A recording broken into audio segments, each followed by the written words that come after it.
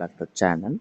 AP EAMCET 2024కి సంబంధించి allotments అయితే ఎస్టర్డే రిలీజ్ చేశారు.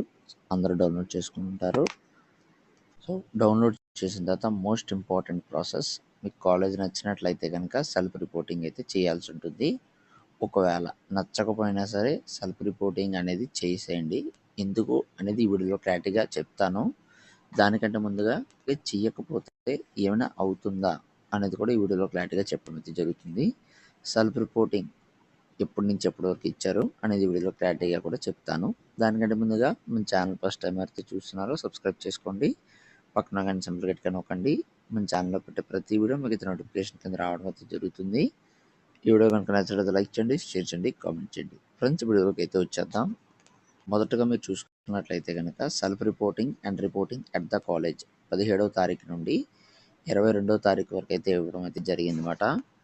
నిన్నే రిలీజ్ చేశారు కాబట్టి ఈ రోజు నుంచి అయితే చాలామంది సెల్ఫ్ రిపోర్టింగ్ చేస్తారు.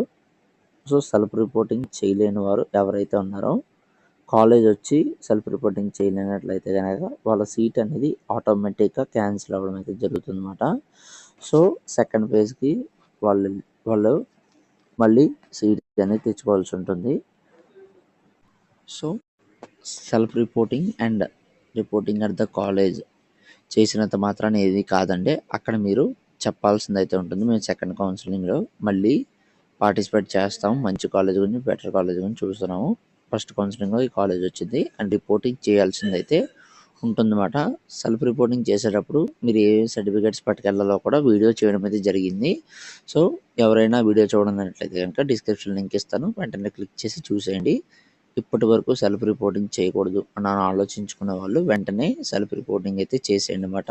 ఎందుకంటే మీ సీట్ అనేది కౌన్సిలింగ్ 22వ తారీఖు తర్వాత ఆటోమేటిక్గా అయితే క్యాన్సిల్ అవ్వడం అయితే జరుగుతుంది. కాబట్టి వెంటనే ఎవరైతే సెల్ఫ్ రిపోర్టింగ్ చేయకూడదు అని అనుకున్నారో వాళ్ళు self reporting at the college కూడా చేయాల్సి ఉంటుంది అన్నమాట.